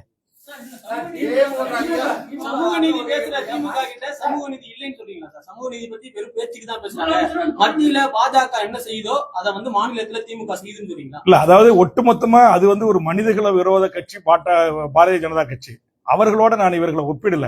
ஆனா இவர்கள் சில அழுத்தத்திற்கு அடிபணிந்து இங்கு சாதிவாரி கணக்கெடுப்பை எடுக்க மறுக்கிறார்கள். ஏன்னா இன்னைக்கு மைனாரிட்டி சமூகம் என்று சொல்லக்கூடிய முன்னேறிய RSS BJP ஆதரவாளர்கள் தான் இன்றைக்கு கோட்டையில் யார் ஆட்சிக்கு வந்தாலும் கோல் வச்சுக்கிறார்கள். அதனால அவர்களுடைய ஆலோசனையை பெற்று நீங்க வேண்டாம், ஜாதிவாரி கணக்கெடுப்பு நடத்தீங்கன்னா ஏற்கனவே முன்னேறிய வகுப்பினர் அனுபவித்து வருகின்ற அந்த உரிமைகள் அனைத்தும் பறிபோய்விடும் அப்படிங்கிறதால தான் இப்ப இங்க இத்தனை பேர் பத்திரிகையாளர் ஊடக நண்பர்கள் உட்காந்துருக்கீங்க. உங்கள் சமூகத்தை சேர்ந்தவர்களுக்கு ஊரிய உங்கள் எண்ணிக்கைக்கு ஏற்றவாறு உங்களுடைய சமூகத்தை சேர்ந்தவர்களுக்கு இங்க அதிகாரத்தில் பங்கு இருக்கிறதா? கோட்டையில் கோல வச்சுக்கின்ற செயலாளர்கள் பங்கு இருக்கிறதா? மாவட்ட ஆட்சித்தலைவர்கள் பங்கு இருக்கிறதா? காவல்துறை கண்காணிப்பாளர் பங்கு இருக்கிறதா? DGP ADGP சட்ட ஒழுங்கு உளவுத்துறை போன்ற உயர் பதவிகளுக்கு தமிழர்களுக்கு வழங்கப்படுகிறதா? நீங்க இன்னைக்கு எடுத்துங்க, ஒரு ஜோன் IG எடுங்க, SP எடுங்க, கலெக்டர் எடுங்க. இப்ப நியமிக்கப்பட்டிருக்கிற உளவுத்துறை DGP இருந்து எடுத்து கணக்கு பாருங்க. ஏன் தமிழ்நாட்டுல தமிழை தாய்மொழியாக கொண்ட அல்லது மொழி வழி சிறுபான்மையராக ஆண்டாண்டு காலமாக இந்த மண்ணில் வாழக்கூடிய மக்களுக்கு யாரும் அந்த இடத்துல அமர்வதற்கு அதிகாரம் இல்லையா? அப்ப இதுல எங்க இருக்கு சமூக நீதி? இதைத்தான் நான் சட்டமன்றத்தில் கேட்கிறேன், இதைத்தான் அவருக்கு டிமாண்டா கொடுக்குறேன். அப்ப நீலாம் யாரு எங்களுக்கு டிமாண்ட் வைக்கிறது? டிமாண்ட் வச்சுலாம் எங்ககிட்ட நீங்க கூட்டணி வர வேணாம் அப்படின்னு நீங்க எங்களை கையாளுறீங்க. அதனால நாங்க வந்து கூட்டணி விட்டு வெளியேறோம். நான் தான் சொல்றேன், கொள்கை தாங்க காரணம். நான் வந்து நான் சொல்லிட்டேன், எனக்கு சீட்டு. ஆமா, நான் வந்து நீலகிரி மாவட்டத்துல 80,000 ஹெக்டர், நீலகிரி மாவட்டத்தில் 80,000 ஏக்கர் நிலங்கள் நம்முடைய அங்க வாழ்கின்ற மலைவாழ் மக்களுக்கும் தோடாஸ் மக்களுக்கும் சொந்தமான 17 ஜென்ம பூமி என்று சொல்வார்கள். அந்த நிலத்தை மீட்க வேண்டும் என்று சட்டமன்றத்தில் 5 முறை பேசினேன். அது மகாவீர் ஜெயின் ஒருத்தவன் அரசு அதிகாரிகளை கையில் வைத்துக் கொண்டு தான் பெயருக்கு பட்டா மாற்றி அதை தமிழ்நாட்டில் இந்தியாவில் பல மாநிலங்களில் வங்கியில வச்சு பல ஆயிரம் கோடி மோசடி செஞ்சிருக்கிறான். அதை மீட்டு அந்த நிலங்களை அங்க இருக்கிற நிலமற்ற ஏழை மண்ணின் பூர்வீகுடி மக்களுக்கும் இலங்கையில பண்டாரநாயக்கா ஸ்ரீராமா ஒப்பந்தத்தின் அடிப்படையில இங்க கொண்டு வந்து நீலகிரியில வைக்கப்பட்டிருக்கிற 5 லட்சம் மக்களுக்கும் 1 சென்ட் நிலங்கடை. இன்னைக்கு தோட்ட எஸ்டேட் எல்லாம் மூட்டான், பசியும் பட்டினியுமா வாடி கிடக்குறாங்க. அவர்கள் என்னுடைய தொப்புள் கொடி ரத்த உறவு. ஈழத்துலதான் 1.5 லட்சம் மக்களை கொன்னு கூச்சாங்க. தோட்ட தொழிலாளர்களாக அழைத்து செல்லப்பட்டு அங்கு உறிஞ்சி அட்டை போல் அவருடைய ரத்தத்தை உறிஞ்சி திரும்ப அவர்கள் கொண்டு வந்து இங்க கப்பலில் இறக்கப்பட்டு நீலகிரி, புதுக்கோட்டை, மதுரை பல்வேறு மாவட்டங்களில் 5 லட்சத்துக்கு மேற்பட்ட மக்கள் வாழ்றாங்க. அவங்களுக்கு ஒரு சொந்த வீடு கிடையாது, ஒரு சென்ட் நிலம் கிடையாது. ஆனா இங்க மார்வாடி, சேட்டு, குஜராத்திகள் 80,000 ஏக்கர் நீலகிரியில மட்டும் எங்கள் மண்ணின் பூர்வீகுடி ஆதி தமிழர்களுடைய நிலத்தை தன் சொந்த பெயருக்கு பட்டா மாற்றி இருக்கிறான். இதுக்காக நான் முதலமைச்சர்கிட்ட கடிதம் கொடுத்தேன், ரெவன்யூ மினிஸ்டர் சந்திச்சு கடிதம் கொடுத்தேன், ரெவன்யூ செக்ரட்டரி திருமதி அமுதாவை சந்திச்சு கடிதம் கொடுத்தேன். ஒரு பதிலும் கிடையாது. இதே மாதிரி தமிழ்நாட்டில் ஆயிரக்கணக்கான லட்சக்கணக்கான ஏக்கர் நிலங்களை தமிழர் அல்லாதவர்கள் முழுவதுமாக கைப்பற்றிக் கொள்கிறார்கள். இங்க தமிழ்நாட்டில் என்ன வணிகம் தமிழர்கள் கையில் இருக்கு? ஒன்னே ஒண்ணு சொல்லுங்க. இரும்பு வணிகம் நம்ம கையில இருக்கா? தங்க வணிகம் நம்ம கையில இருக்கா? வெள்ளி வணிகம் நம்ம கையில இருக்கா? மஞ்சள் வணிகம் நம்ம கையில இருக்கா? முந்திரி வணிகம் நம்ம கையில இருக்கா? என்ன இருக்கு? நீங்க ஒளிப்படம் பதிவு செய்யறீங்களா? கருவிகள் இதெல்லாம் விற்கிறது வாங்குறது ஹோல்சேல் யாரு? தமிழ்நாட்டில் இங்க சென்னை தலைநகரத்தில் இருக்கிற அத்தனை 5 ஸ்டார் விடுதிகள் யாருக்கு சொந்தம்? மிகப்பெரிய மால்கள் யாருக்கு சொந்தம்? என்னுடைய நிலம் அடியோடு பறி போயிட்டு இருக்குங்க. பரந்தூர் விமான நிலையத்தில் எதுக்கு நீங்க டாட்டாவுக்காக என்னுடைய பூர்வீகுடி மக்களுடைய நிலத்தை 5000 ஏக்கரை அவங்களை கொண்டு போய் அகதியா பல கிராமங்களுக்கு தூக்கி எறிஞ்சு எதுக்கு தாரை வாக்குறீங்க? இந்திய அரசுக்குன்னு சொந்தமா விமானம் இருக்கா? அப்ப இது வேல்முருகன் திமுக அரசுடைய தடையை மீறி அங்கு சென்று அந்த போராட்ட காலத்துல பங்கெடுத்துக் கொண்ட அன்னையில இருந்து ஒரு மந்திரி, அங்கு திமுக அமைச்சர்கள் இருக்கிற மந்திரி அங்க பல 100 ஏக்கர்களை வாங்கி போட்டிருக்கிறாங்க. அது 5 மடங்கு அரசாங்கமே அவர்களுக்கு உயர்த்தி கொடுக்குது. அப்ப அது வேல்முருகன் இதுல குடைச்சலா இருக்கிறான் அப்படின்னு நினைக்கக்கூடியவர்கள் இந்த தேர்தல் நேரத்தில் என்னை பழி வாங்குகிறார்கள். அதை பற்றி எனக்கு கவலை இல்லை. என்எல்சியில நெய்வேலி நிலத்தை கையகப்படுத்தக்கூடாதுன்னு நான் தடுத்து நிறுத்துறேன். வானராயபுரம் உள்ளிட்ட தென்குச்சி, வடக்குத்து இது உள்ளடக்கிய பல கிராமங்கள்ல பன்னெடுங்காலமாக வாழ்கிற எங்களுடைய மக்களை அடியோட பிடுங்கி தூக்கி எறியறீங்க. அது போய் வேல்முருகன் கடந்த சில மாதங்களுக்கு முன்பாக அங்க தடுத்து நிறுத்தினான். அது உங்களுக்கு தாங்க முடியல. ஏன் தாங்க முடியல? என்எல்சியினுடைய ஒரு ஆண்டுக்கு கொடுக்கிற 100 கோடி ரூபாய் சிஎஸ்ஆர் நிதியை அப்படியே அபகரித்துக் கொள்ளுகின்ற ஆளும் வர்க்கம். அதை நான் தட்டி கேட்டேன். அதற்காக கூட்டங்கள்ல கூட்டம் போட்டு திமுகவுடைய மாவட்ட செயற்குள்ள மாவட்ட பொதுக்குழுல பகிரங்கமா பேசுறாங்க. வேல்முருகன் நமக்கு பெரிய குடைச்சல், வேல்முருகனுக்கு கூட்டணியில இடம் கொடுக்க கூடாது அப்படின்னா தேர்தலே நிக்கல, ஓட்டு அரசியலை புறக்கணித்து விட்டு இந்த மண்ணுக்காக நான் போராடுறேன்.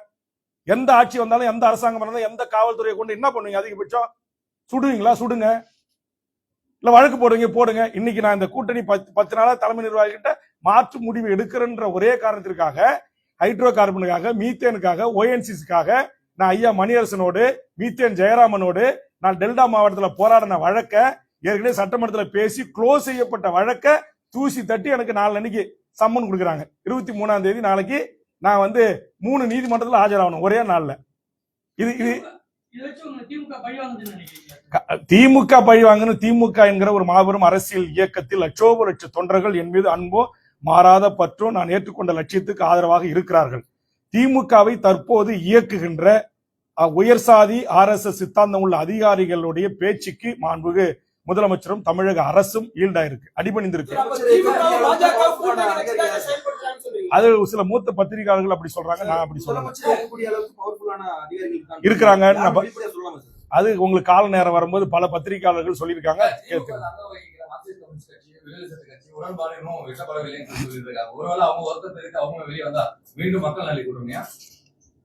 இல்ல, அது அவங்க நான் வெளியேறிட்டேன்னு உங்களுக்கு அறிவிச்சிருக்கிறேன். அவர்கள் அப்படி வெளியேறி விட்டார்கள் என்று அறிவித்தால் அப்படி அவங்க வெளியேற மாதிரி எனக்கு தெரியல. காரணம், அவர்கள் அனைவருமே, நான் தான் சொல்றேன், இப்போ உங்களை சந்திக்க உட்கார முன்னாடி அந்த கட்சியினுடைய மாநில செயலாளர்கள், தலைவர்கள், அண்ணா நம்ம ஒரு மதச்சார்பற்ற அணியில் இருக்கிறோம், நீங்க கண்டிப்பா சட்டமன்றத்துக்கு போகணும், குரலற்ற மக்களின் குரலா நீங்க ஒலிக்கணும் அப்படின்றத தொடர்ந்து உங்களுக்கே தெரியும். நேற்று கூட பத்திரிகையாளர் சந்திப்புல அண்ணன் திருமாவளவன் என் மீது வைத்திருக்கிற அந்த மிகப்பெரிய ஒரு நம்பிக்கை, ஒரு நட்பின் காரணமாக பல முறை என்னை தொடர்பு கொண்டு பேசினார்கள்.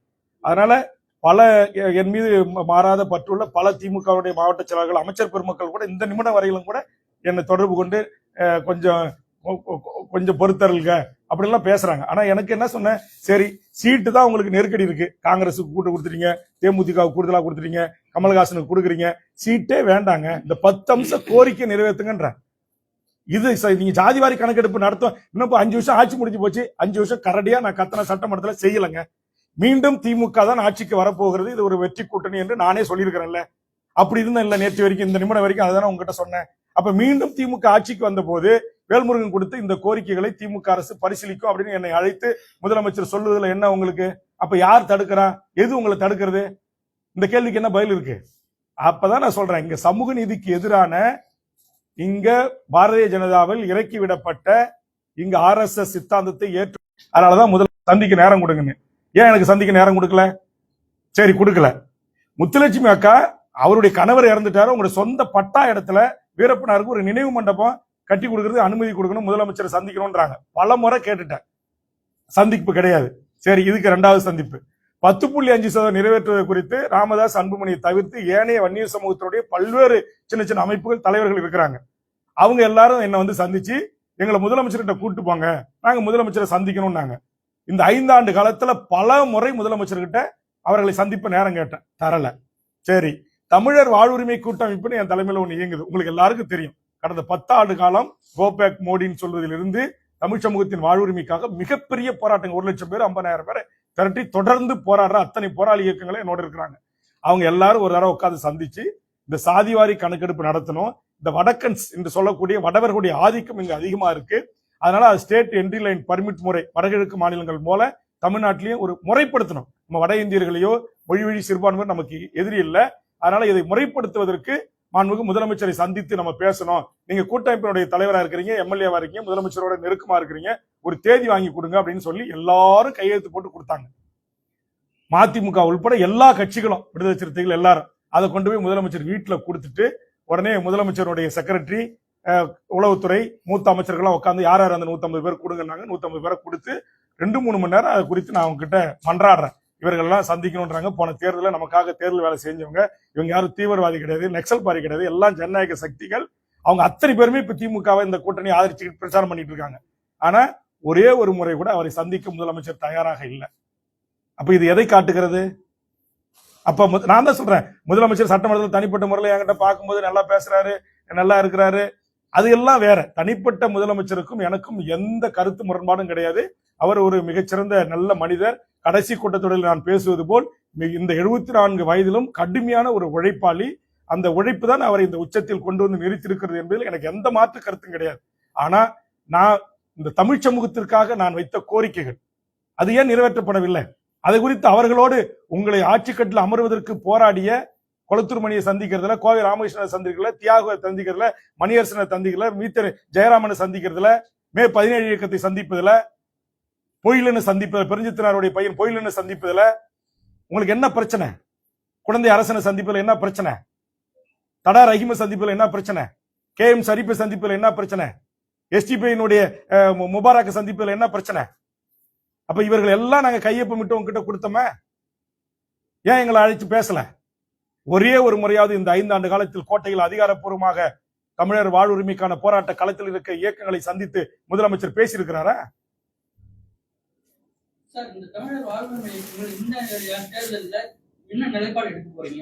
இல்ல, இது ரொம்ப எங்களை என்ன சொல்லுவாங்க, கூடவே வைத்திருந்து நாங்கள் ஒரு வலுவான மாற்று அணியாக கட்டமைத்து விடக் கூடாது என்கிற அடிப்படையில் கடைசி நேரத்துல அவங்க எங்களுக்கு இந்த பதில சொல்றாங்க. இந்த பதில சொன்ன பிறகுதான் நான் உங்களை சந்திக்கிறேன்.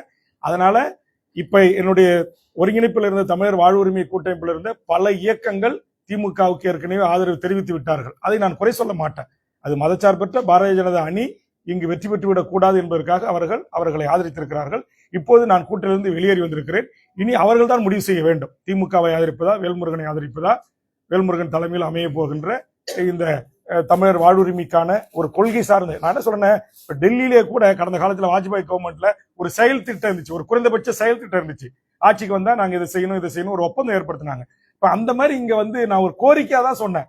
அதை கூட ஏத்துக்கல, அதை கூட்டு பரிசீலனை பண்ணல அப்படின்னா இது என்ன மனநிலைமை சொல்லுங்க? கண்டிப்பா நீங்க பத்திரிகை தான் நீங்க விவாதத்துல கூட 3 முனை போட்டு 4 முனை போட்டின்னு தான் எடுத்துக்கிறீங்க. ஆமா, கண்டிப்பா நாங்க தமிழக வாழ்வுரிமை கட்சி இந்த தேர்தலை நாங்க தான் சொல்லிட்டோமே, திமுக கூட்டிலிருந்து வெளியேறிட்டோம். நாங்க எத்தனை கட்சிகள் அமைப்புகள் ஆதரவோடு இந்த தேர்தலை சந்திக்க போகிறோம் என்பதை விரைவில் நான் அறிவிக்கிறேன். அப்ப எங்களை நீங்க 5 முனை போட்டியை தாண்டி 6 முனை போட்டியாக கூட களம் மாறுகிறது என்பதை நீங்கள் தான் விவாத பொருளாக மக்கள்கிட்ட கொண்டு போகணும். நீங்க முதல்ல நாங்க இந்த மண்ணுக்கும் மக்களுக்கும் போராடுகின்ற போராளிகளை கொண்ட இயக்கங்கள் இருக்கு. இவங்கெல்லாம் இங்க லஞ்சம், லாவணியம், ஊழல், மண்ணை திருடாம, மலையை வெட்டி கடத்தாம, தாது மணல் கொள்ளையில ஈடுபடாம, லாட்டரி விற்காம, கஞ்சா விற்காம, ஹபீன் விற்காம இந்த மண்ணுல நேர்மையான அரசியலாளர்கள் எங்களை போன்றவர்கள் இருக்கிறாங்க என்பதை இந்த நாட்டில் இருக்கிற கடகோடி உழைக்கும் பாட்டாளி வர்க்கத்திற்கும் கடகோடி வாக்காளருக்கும் கொண்டு சேர்க்க வேண்டிய கடமையும் பொறுப்பும் எனது அருமை பத்திரிகை ஊடக நண்பர்களாகிய உங்களுக்கு இருக்கு. நீங்க கொண்டு போய் சேருங்க. நீங்க ஒரு சினிமா நடிகரை கொண்டு போய் சேர்ப்பதில் இங்க இருக்கிற போராளி இயக்கம் மறந்து ஐயா கண்ணு, நல்ல கண்ணு போன்றவர்களை சேர்க்க மறந்துட்டீங்க. ஐயா கண்ணு போன்ற, பாண்டியன் போன்ற இந்த மண்ணுக்காக விவசாய மக்களுக்காக போராடுகின்ற இளைஞரன் போன்றவர்களை கொண்டு போய் சேர்க்க மறந்துட்டீங்க. எத்தனையோ விவசாய சங்க தலைவர்களை, உதயகுமாரனை கொண்டு போய் சேர்க்க மறந்துட்டீங்க. ஆக அது மாதிரி இல்லாம ஒரு அரசியல் கட்சியாக நாங்களும் இந்த மாதிரி நாங்களும் இருக்கிறோம். நிறைய அமைப்புகள் இருக்கிறாங்க, சமரசமற்று கடைசி நிமிடம் வரைக்கும் போராடி மடிந்தாலும் பரவாயில்லை அப்படின்னு. இப்ப அவர்களுக்கு உரிய முக்கியத்துவத்தை, அவர்களுக்கு உரிய இடங்களை பத்திரிகை ஊடகங்கள் அவர்களுக்கு உரிய வெளிச்சத்தை கொடுங்க. நாங்க எல்லாரும் சேர்ந்து இந்த பத்திரிகை ஊடகத்தின் சார்பாக நாங்க கைகூப்பி தமிழக மக்கள் கிட்ட சொல்றோம், நாங்க ஒரு மாற்று அரசியலை, ஒரு அறம் சார்ந்த அரசியலை, ஒரு இந்த மண்ணுக்கான, மக்களுக்கான, மொழிக்கான, இனத்திற்கான, எதிர்கால என் சந்ததிக்கான ஒரு அரசியலை செய்வதற்கு நாங்கள் முற்படுகிறோம். தமிழக மக்கள், தமிழக வாழ்வுரிமை கட்சி தலைமையில் நாங்கள் முடிவெடுத்து அறிவிக்கின்ற அந்த கூட்டணியை ஆதரிக்க வேண்டும் என்று அன்போடு கரம் கூப்பி தமிழக மக்களுக்கு வேண்டுகோள் வைக்கிறேன்.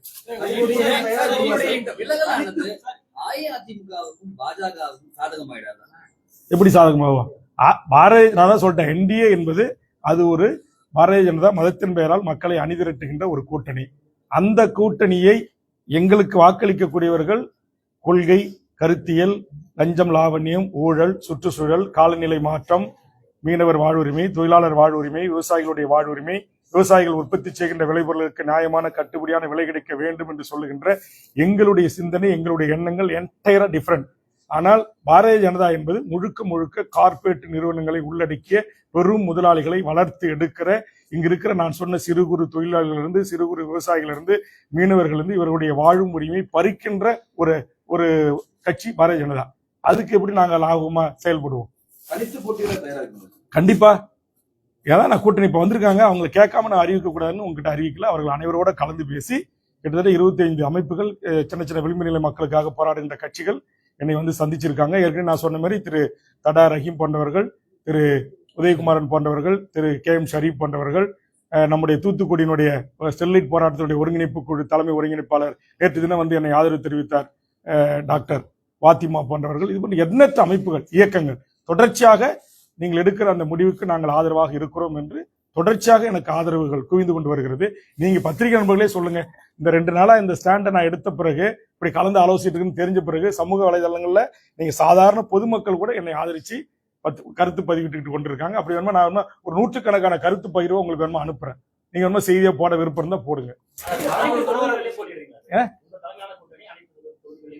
நாங்க வந்து அதை வந்து எங்களுக்கு கிடைக்கிற ஆதரவுகளை பொறுத்து கண்டிப்பா நாங்கள் முடிவறிவோம்.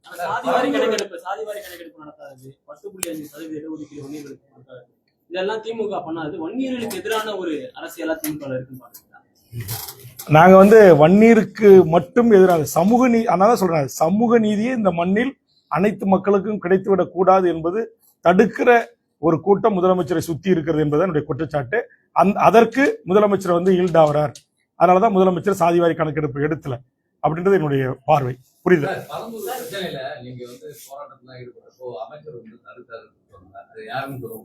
யாருன்னு அமைச்சரவையில் இடம்பெற்றிருக்கிற அமைச்சர் யார்? நீங்க வந்து பத்திரிகை நண்பர்கள் தான், நீங்க வந்து என்ன சொல்லுங்க, இன்வெஸ்டிகேஷன் ஜெர்னலிஸ்ட் என்று சொல்லக்கூடியவர்கள். அங்க யாரு ஆயிரக்கணக்கான ஏக்கரை யாரு இந்த விமான நிலையம் வருவதற்கு முன்பாக வாங்கி போட்டு இன்னைக்கு 5 மடங்கு அரசாங்கத்துக்கிட்ட பணத்தை பெறுவதற்கும், அல்லது ரியல் எஸ்டேட், அங்க 5 ஸ்டார் ஹோட்டலு, நட்சத்திர விடுதிகள், IT போன்ற கம்பெனிகளை உருவாக்கலாம்னு யார் திட்டமிட்டு இருக்காங்களோ அவர்கள். நீங்களே சொல்லியிருக்கீங்க, பல கோரிக்கைகள் பரிசீலனை இருக்கு. நீங்க சட்டப்பேரவை இருக்கும்போது பல கோரிக்கைகள் நிறைவேற்றிருக்கீங்க. தமிழ்நாடு முழுக்க பல கோரிக்கைகளை முன்னெடுத்து சென்றிருக்கீங்க.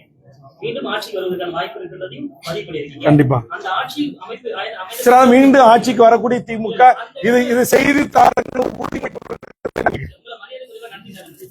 ஆமா சார், நான் சொல்றேன், எனக்கு சீட் நான் கேட்டது 5 சீட்டுக்கு 6 சீட்டு கேட்டேன், 5 சீட்டு கேட்டேன், 4 சீட்டு கேட்டேன். இறுதியா ஒரு 3 இடங்கள் கொடுங்கன்னு. அப்புறம் நான் சொன்னேன், இந்த 3 இடங்களை காட்டிலும் எனக்கு இந்த கோரிக்கைகள் பிரதானமானது, மிக முக்கியமானதுன்னு சொன்னேன். அப்ப நீங்க உண்மையிலேயே நான் இந்த கூட்டணியில தொடரணும்னு சொல்லி திமுக தலைவர் நினைச்சிருந்தா, இங்க வாங்க வேல்முருகன், உங்க கோரிக்கை 10 கொடுத்துருக்கீங்க. இந்த 10 என்னால இப்போதைக்கு நிறைவேற்ற முடியாது. 5 கோரிக்கை ஆட்சிக்கு வந்த உடனே நான் நிறைவேற்றுறேன். நான் போன நாடாளுமன்ற தேர்தலுக்கு 2019 ஆதரவு கொடுக்கும்போது நான் ஒண்ணு சொன்னேன், இந்த தமிழக வேலை தமிழருக்கேன்ற சட்டம் ஏற்றணும்னு சொன்னேன். அதை ஏற்றல. ஆனா அதுக்கு மாறா குறைந்தபட்சம் நான் கொடுத்த அழுத்தத்தின் அடிப்படையில தமிழ் வழியில எழுத, படிக்க, பேச தெரிஞ்சவர்களுக்கு TNPSல 40 மதிப்பெண் எடுப்பவர்களுக்கு வேலை என்று ஒரு சின்ன திருத்தத்தை, அது என்னுடைய அழுத்தத்துக்கு, அது உங்களுக்கு எல்லாருக்குமே தெரியும். அது கொண்டு வந்த பிறகுதான் இன்னைக்கு உங்களுக்கு தெரியுமா, ரொம்ப நீங்க எல்லாம் பத்திரிகையாளர் கூட அதுல வந்து ரொம்ப விழிப்புணர்வு இல்லாம இருக்கிறீங்க. நீங்க TNPSல இந்தியாவின் நாட்டை எந்த மாநிலத்தை சேர்ந்தவர் வரைக்கும் ஒரு RDOவா செலக்ட் ஆயிட்டாங்கன்னா அவங்க சீஃப் செக்ரட்டரி தான் ரிட்டையர் பண்ணுவோம். யங்கஸ்ட் பீப்புளா இருந்தானா 21 வயசு 22 வயசுல ஒரு டைரக்ட் TSP ஆயிட்டானா DGP ஆகிதான் இல்ல ADGP ஆகிதான் ஓய்வு பெறுவான். ஒரு மேஜிஸ்ட்ரேட் ஆயிட்டானா சுப்ரீம் கோர்ட் வரைக்கும் உச்சநீதிமன்ற தலைமை நீதிபதியாக கூட வருவதற்கு வாய்ப்பு இருக்கு. அதுக்கு வழி திறந்து விட்டது OPS. அந்த OPS இன்னைக்கு திமுக கூட்டணியில் இருக்கிறார். நான் என்ன சொல்றேன், அந்த சட்டத்தை ரத்து பண்ணுங்கன்னு சொன்னேன் 5 வருஷமா. OPS கொண்டு வந்து அந்த சட்டம் இன்னை வரையிலும் யாருடைய அழுத்தத்திற்கு அடிபணிந்து, ஏன் அந்த சட்டத்தை ரத்து பண்ணுங்க நான் கத்துறேன். PTL பழனிவேல்ராஜ் அந்த துறையை கொஞ்ச நாள் கவனிச்சாரு, தங்கதனரசு கவனிச்சாரு, இப்ப வந்து கயல்விழி செல்வராஜ் கவனிக்கிறாங்க. நீங்க அந்த சட்டத்தை ரத்து பண்ணாம வேல்முருகனுடைய கோரிக்கையை நிறைவேற்ற மாதிரி இருக்கணும், ஈயம் பூசின மாதிரி இருக்கணும், பூசாத மாதிரி இருக்கணும்ன்ற மாதிரி நீங்க வந்து 40 மதிப்பெண் எடுத்தா மட்டும்தான் அப்படின்னு கொண்டு வந்து அந்த கதையை முடிச்சிட்டீங்க. அந்த சட்டத்தை ரத்து பண்றதுல உங்களுக்கு என்ன பிரச்சனை இருக்கு? அப்ப நான் சொன்ன வட இந்திய RSS பின்புலம் கொண்ட ஒரு கும்பல் இங்க TNPSனுடைய செக்ரட்டரியா உயர்ந்த பதவிகள்ல சேர்மனா உட்காடுறீங்க. ஏன் தமிழ்நாட்டுல TNPSனுடைய சேர்மனா ஒரு பச்சை தமிழ் அமர வைப்பதில் உங்களுக்கு என்ன சிக்கல்? யார போட்டிருக்கிறீங்க? அவர் தமிழ்நாட்டில் இருக்கிற இந்த மண்ணின் மக்களா இருக்கு, படிச்சு விட்டு பட்டம் படிச்சு 1 கோடி பேர் வேலை வாய்ப்புகளை பதிவு செய்து காத்திருக்கிறானே, அவன் அந்த வேலைக்கு போறதுக்கான வாய்ப்பு உருவாக்காங்களா? தமிழ்நாட்டு வரலாற்றுல இன்னைக்கு குரூப் 2 தேர்வு ரத்து பண்ணது இருக்கா? நீங்க அட்ட டைம்ல நீங்க 50 லட்சம் பேர் தேர்வு எழுதக்கூடிய கட்டமைப்பு கொண்ட தமிழ்நாட்டுல எதுக்கு இந்த குளறுபடி? இந்த தேர்வுக்கு தயாரான அந்த இளைஞர்களுடைய எதிர்காலம் என்னாச்சு? அப்ப இதெல்லாம் நான் கேட்கறேங்க, நான் அறிக்கை கொடுக்குறேன். கொலை, கொள்ளை, கற்பழிப்பு, கஞ்சா, அபிநயம், என்னுடைய அறிக்கை, என்னுடைய முகநூல் பக்கத்துல எல்லா அறிக்கை நான் பதிவிடுறேன். எந்த மெயின் ஸ்ட்ரீம் எடுத்து போடுறது இல்லைனாலும் உங்களுக்கு தெரியல. இந்த ஆட்சியில இப்ப சமீபத்தில் நடந்த தூத்துக்குடியில் நடந்த கொலையிலிருந்து அத்தனையும் நான் கண்டிக்கிறேன். சட்ட ஒழுங்கு யார் கையில் இருக்குன்னு நான் கேட்கிறேன். காவல்துறை என்ன பண்ணிட்டு இருக்கீங்கன்னு கேட்கிறேன். விரைவு நீதிமன்றத்தின் மூலம் உடனே தூக்கு தண்டனை கொடுக்கணும்ன்ற. அப்ப இதையெல்லாம் திமுக இருந்துகிட்டு நான் பேசவே கூடாது, நீ உதயசூரியன் சின்னத்துல நின்ன, நீ வெறுமனே எங்களுக்கு ஆதரவு கட்சியா மட்டும் இருக்கணும், வாயே திறக்க கூடாது, எந்த டிமாண்ட்ஸ் எங்களுக்கு வைக்க கூடாது அப்படின்ற அடிப்படையில் நீங்க அணுகுனீங்க அப்படின்னா, அப்போ இந்த 5 ஆண்டு காலத்துல எந்த அமைச்சர்கள், எந்த துறை செயலாளர்கள், யாரு எங்கெங்க எந்தெந்த துறையில தவறு செஞ்சிருக்காங்க, எல்லா புள்ளி விவரங்களும் என் கையில் இருக்கு. எல்லாவற்றையும் ஆதாரப்பூர்வமாக பத்திரிகையாளர் சந்திப்புல அடுத்தடுத்து நீ இனிதான் இருக்கு பாருங்க. வேல்முருகன் இந்திய நாட்டுடைய ஆடிட் அண்ட் அக்கவுண்ட் ஜெனரலுடைய அறிக்கை, அந்த அறிக்கையின் அடிப்படையில அந்த அத்தனை அறிக்கைகளும் என் கையில் இருக்கு. கடந்த கால அதிமுக ஆட்சியும் சரி, இந்த கால திமுக ஆட்சியிலும் சரி, இதுல மக்களுடைய வரிப்பணம் எத்தனை ஆயிரம் கோடி இன்னைக்கு அறப்போர் இயக்கம் வெளியிடுற மாதிரி, இன்னைக்கு பல யூடியூபர்ஸ் கூட துணிஞ்சு சில தவறுகளை சுட்டி காட்டுற மாதிரி என்கிட்ட அதிகாரப்பூர்வமா ஆவணமாவே இருக்கு. இதையெல்லாம் வைத்து நான் பொதுமக்கள்கிட்ட என்னுடைய கருத்தை சொல்றேன். நான் ஒரு ஆளுங்கட்சி கூட்டல இருந்து, இன்னைக்கு உங்களுக்கு தெரியும், திமுக எனக்கு கொடுக்குற 1 இடமோ 2 இடமோ அது எனக்கு எம்எல்ஏ சீட் இல்ல, அது எம்எல்ஏ. ஏன்னா நெய்வேலியில நான் 32,000 ஓட்டு சுயேட்சை வச்சிருக்கிறேன். இப்ப விஜய் மருத்துவர் ஐயா தலைமையில அணி சேர்த்த பிறகு 6 அணி, அங்க ஒட்டுமொத்த ஓட்டே 1,50,000 ஓட்டு தான் போலாகும். ஏன்னா மொத்த ஓட்டே 1,70,000 ஓட்டு தான். அப்ப என்எல்சி இருக்கிற பெரிய ஆபீஸ் ஓட்டு போட வரமாட்டான். 1,50,000 ஓட்டுல 6 அணியா பிரிச்சா ஏற்கனவே நான் வாங்கின 32,000 ஓட்டே போதுமான வெற்றிக்கான ஓட்டு, என்னால வெற்றி பெற முடியும். ஆனா நான் ஓட்டரசியலை கூட ஒதுக்கி வைத்து விட்டு, நான் இந்த 10 அம்ச கோரிக்கை என்பது என் எதிர்கால இளைய தலைமுறைக்கானது. நான் மதுரை உயர்நீதிமன்றத்துல போராடி பல உயர் பதவிகள்ல தமிழ் வழியில படிச்சவங்களுக்கு வேலை வாய்ப்பு உரிமையே கொடுக்கல. நான் போராடி தீர்ப்பு வாங்கி தான் அதை நான் நிலைநிறுத்தினேன். ஆக நான் தொடர்ந்து இந்த மண்ணுக்கு அதே மாதிரி உங்களுக்கு 7.5% மாண்புமிகு எடப்பாடியார் அவர்கள் ஏழை மாணவர் செல்வங்களுக்கு அரசு பள்ளியில் படிக்கிறவங்களுக்கு கொடுத்தாரு. ஆனா அது பிரைவேட் காலேஜ்ல அனுமதி இல்லைன்னாங்க. அதற்கு நான் வழக்கை தொடுத்து அதுக்கு ஆனந்த வெங்கடேசன் மூலமாக தீர்ப்பை பெற்று நடைமுறைப்படுத்தினவன். நான் அதனால சொல்றேன், நான் இந்த மண்ணுக்கானவன், இந்த மக்களுக்கானவன். அதே மாதிரி உங்களுக்கு தெரியும், நீட்டு தேர்வு எழுதுறதுக்கு பீகார், உத்தரப்பிரதேசம், ராஜஸ்தான், கர்நாடகா போய் எழுதணும்னாங்க. அண்ணா நகர்ல இருக்க தென்னிந்திய நீட் அலுவலகத்துடைய டைரக்ட் அலுவலகத்தை இழுத்து பூட்டு போட்டு அந்த கொஸ்டின் எல்லாரும் அதர் ஸ்டேட்டுக்கு போக விடாம தடுத்து, அங்க உட்கார்ந்த இடத்துல இருந்து தமிழ்நாட்டு மாணவர்கள் இந்திய நாட்டில் எங்கு தேர்வு எழுதினார்களோ அதுக்கான போக்குவரத்து கட்டணம், பிளைட் டிக்கெட், ட்ரெயின் டிக்கெட் அத்தனையும் திருப்பி கொடுக்கணும். இந்த ஆண்டோட நீங்க தமிழக மாணவர்கள் எங்கேயும் வெளியில போய் தேர்வு எழுத அனுப்பக்கூடாது, தமிழ்நாட்டில் அத்தனை அடிப்படை வசதிகள் இருக்கு, தமிழ்நாட்டிலே தேர்வை எழுதுங்கன்னு சொல்லி பூட்டி சிறை வைத்து அதே இடத்துல ஒப்பந்தம் ஏற்படுத்திக்குவேன். அதே மாதிரி சிறப்பு ட்ரெயின்ல அப்ரண்டிஸ் பண்ணிக்கல, சென்னிமலையில, திருச்சியில, சென்னையில, சேலத்துல எல்லா வடநாட்டுக்காரனே உள்ள வந்துகிட்டு இருந்தான். அதுக்கு ஜிஎம் அலுவலகத்தை முற்றுகையிட்டு இழுத்து பூட்டு போட்டு அங்கேயே போய் உட்கார்ந்து போராடி தமிழ்நாட்டை சேர்ந்து வேலைவாய்ப்பு அலுவலர்கள் பதிவு செய்யப்பட்ட தமிழக இளைஞர்களுக்கு மட்டுமே இனி ரயில்வே துறையில ஆள் எடுக்கணும்னு சொல்லி அதை சட்டமாக்கியவன் வேல்முருகன். அப்ப நான் எதுக்கு சொல்ல வரேன்னா, எனக்கு சீட்டே பிரச்சனை இல்லைங்க, எனக்கு பதவியே முக்கியம் இல்ல. நான் தமிழ்நாடு விடுதலை படைன்ற ஒரு மூவ்மெண்ட்ல இருந்து ஜனநாயகத்தை ஏற்றுக்கொண்டு தேர்தல் அரசியலுக்கு வந்தவன். அதனால எனக்கு எதுக்கு பதவி? நீங்க கொடுக்குற 1 சீட் 2 சீட் எனக்கு முக்கியம் இல்ல. என் தமிழ் சமூகத்தின் உயிர்நாடி பிரச்சனை, சமூக நீதி பிரச்சனை. ஈழத்தில் நடந்து இனப்படுகொலை, அதுக்கு ஒரு சர்வதேச நீதி விசாரணை வேணும்னு அம்மையார் ஜெயலலிதா நிறைவேற்றின தீர்மானத்தை நிறைவேற்ற உங்களுக்கு யார் தடுத்தா? எது தடுக்குது? பதில் சொல்லுங்க எனக்கு. ஒரு இனப்படுகொலைக்கு ஒரு சர்வதேச நீதி விசாரணை நடத்துங்க ஒரு தீர்மானம் நிறைவேற்றி ஒரு பக்கம் பேப்பர் உங்களுக்கு செலவாக போது மோடி அரசுக்கு அனுப்பி வைங்க. ஏன் அதை செய்ய மறுக்கிறீங்க? யாருக்கு பயப்படுறீங்க? பதில் சொல்லுங்க. சட்டமன்றத்தில் 5 வருஷம் கேட்டேன், பதில் சொல்லல. இன்னைக்கு உங்க கூட்டணில இருந்து வெளியேறியும் கேட்கறேன், பதில் சொல்லுங்க. அன்றைக்கும் கேட்டேன், இன்றைக்கும் கேட்பேன், நாளைக்கும் கேட்பேன். அதான் வேல்முருகன். பதவிக்கானவன் அல்ல, சீட்டுக்கானவன் அல்ல, நோட்டுக்கானவன் அல்ல. உடனே என் சொந்த சாதியை சேர்ந்த ஒரு சில பேர் போடுறான், திமுக வேல்முருகனுக்கு பல கோடியை கொடுத்து வன்னியர்கள் ஓட்டை பிரிப்பதற்கு முயற்சிக்கிறார்கள். இந்த அபத்தங்கள் நடக்கும், அதை பத்தி எல்லாம் நான் கவலைப்படல. இந்த அவதூறுகள் நடக்கும், அதை பத்தி எல்லாம் நான் கவலைப்படல. நான் இந்த மண்ணையும் மக்களையும் மொழியும் இனத்தையும் நேசிக்கக்கூடிய ஒருவன். என்னை முழுவதுமாக அறிந்த மூத்த பத்திரிகை ஊடக நண்பர்களுக்கும் மூத்த அரசியல் தலைவர்களுக்கும் தெரியும். என்னுடைய சட்டமன்ற உரையை 5 ஆண்டு காலம் உன்னிப்பாக கவனித்த எனது பத்திரிகை ஊடக நண்பர்களாகிய உங்களுக்கும் தெரியும். அதனால என்னுடைய கோரிக்கை என் மக்களுக்கான கோரிக்கை தான் பிரதானம். அதை முன்னோக்கி தான் நான் தொடர்ந்து வலியுறுத்தி வந்தேன். அதற்கு கூட எனக்கு ஒரு சரியான பதில் கிடைக்காத பட்சத்தில் எங்கள் கட்சி ஒட்டுமொத்தமாக எடுத்த முடிவை எனது பத்திரிகை ஊடக நண்பர்களுக்கு அறிவித்திருக்கிறேன். தொடர்ந்து நீங்கள் ஆதரவு தர வேண்டும் என்று கேட்டு நிறைவு செய்கிறேன். நன்றி, வணக்கம்.